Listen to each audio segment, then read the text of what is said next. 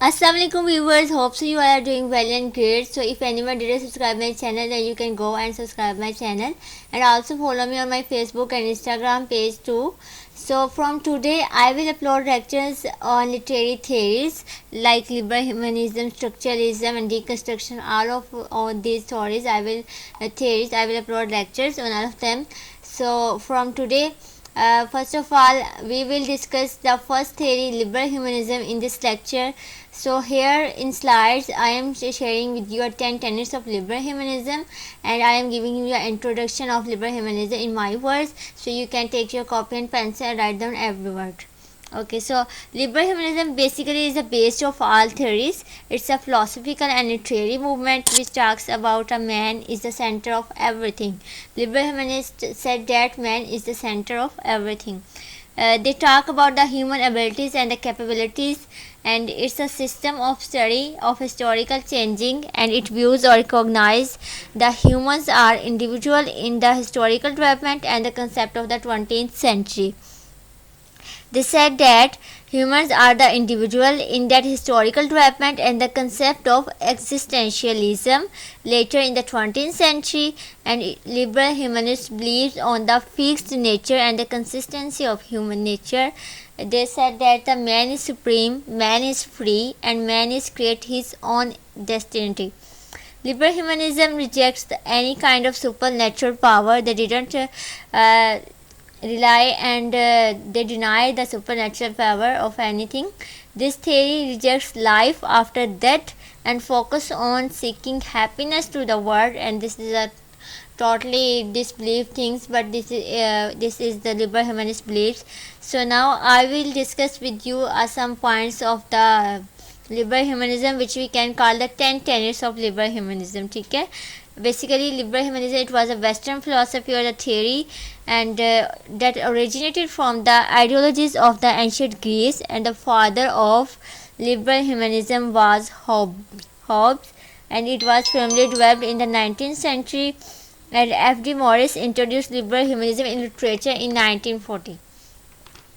So let's see the 10 tenets of liberal humanism.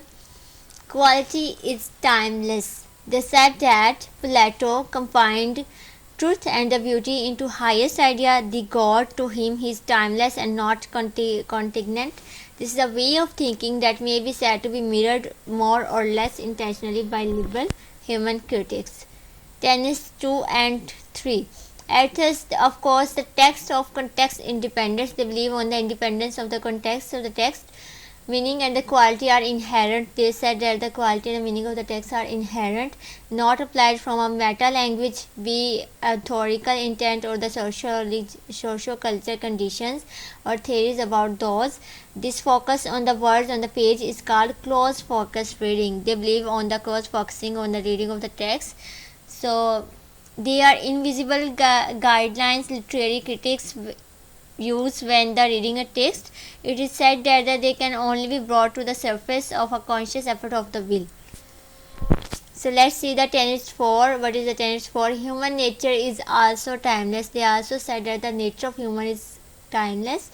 Plato ideas again apply. See tenets 1. You can see the tenets number 1, so you will get a better idea about the tenet 4. Original creation is less important than the tradition. It's their belief. Continuity is more important than innovation. Express the truth and then nothing else. Tenet 5. And human nature is timeless, so is our individual essence, the transcendent subject. Not that we are unchanging, merely that we change the dress in which the essence walk. The essence itself may not change. They said that the individuality as essence securely possessed by each transcendent subject distinct from focus on the society. And tenet 6, they said that the purpose of the literature is to enhance the life in a non-pragmatic and the propagandistic way. Culture is transmit human values and make life better. It's a tenet 6. The God bless the be Plato. This transformation is not to be obvious, dogmatic, pragmatic, and it is simply to be a part of the work. Tenet 7, we will see that form and the context focus originally in literature. Form and the context are to be a whole. Note the way always are striving for and reaching it in a sign of quality. Tenets 8. The text must use the best words or images to communicate its ideas.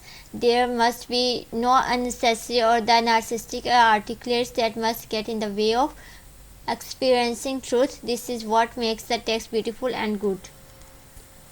Tenets 9. Show, don't tell. This is a more all-encompassing fashion than one normally might think of it. They said that the showing values over concrete enactment better than expository explanations. So here is the last tenet, tenet 10. We will discuss about it. Criticism exists as a middleman between the work and the reader. It is to make the work more comprehensible, its inherent message more clearly apparent, and non-preconceived ideas are to be had.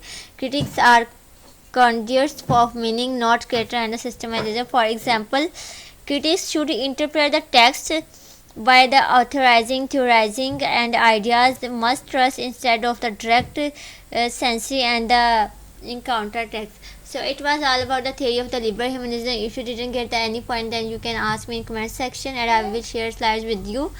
So please kindly go and subscribe my channel. Thank you for the next video.